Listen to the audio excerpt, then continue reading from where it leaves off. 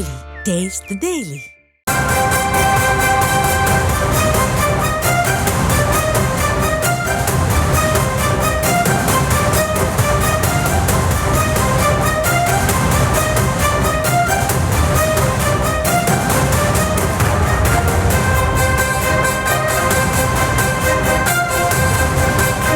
அண்மை செய்தி. மசோதா மறு ஒப்புதலுக்கு அனுப்பினால் கிடப்பில் போட்டு ஆளுநர் மௌனமாக இருக்கலாமா என்ற கேள்வி தற்போது எழுந்திருக்கிறது. அண்மை செய்தியாக பார்த்து வருகிறோம்.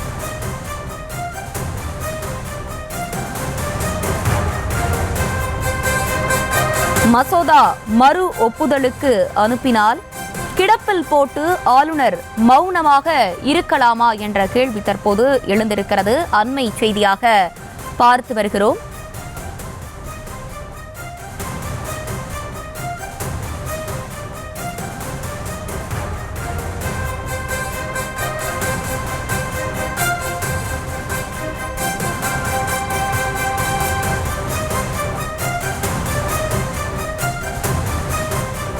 மத்திய மாநில அரசு வழக்கறிஞர்கள் விளக்கமளிக்க உச்சநீதிமன்றம் இந்த உத்தரவை பிறப்பித்திருக்கிறது. கூடுதல் விவரங்களோடு இணைகிறார் எமது செய்தியாளர் ராஜேஷ். ராஜேஷ், வணக்கம். விரிவான விவரங்கள் என்ன?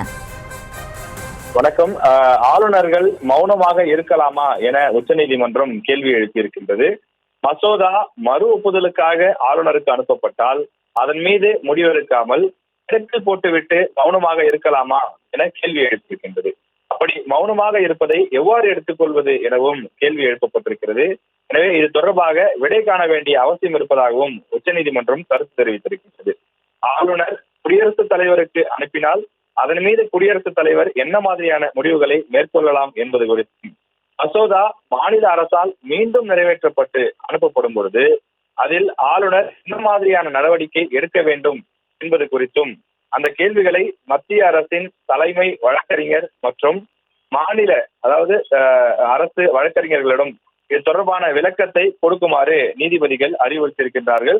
ஏற்கனவே தமிழக அரசு இது தொடர்பாக ஒரு வழக்கையும் உச்சநீதிமன்றத்தில் தொடர்ந்திருந்தது.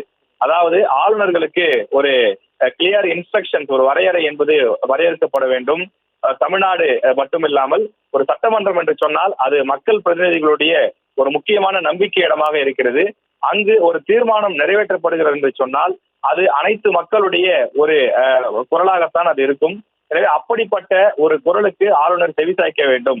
ஒரு தமிழ்நாடு அரசு ஒரு தீர்மானம் நிறைவேற்றி அனுப்புகிறது என்று சொன்னால் அதற்கு ஆளுநர் ஒப்புதல் கொடுக்க வேண்டும்.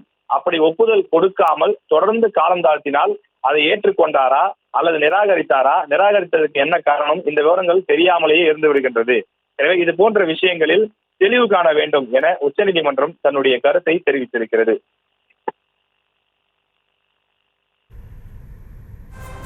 விவரங்களுக்கு நன்றி ராஜேஷ்.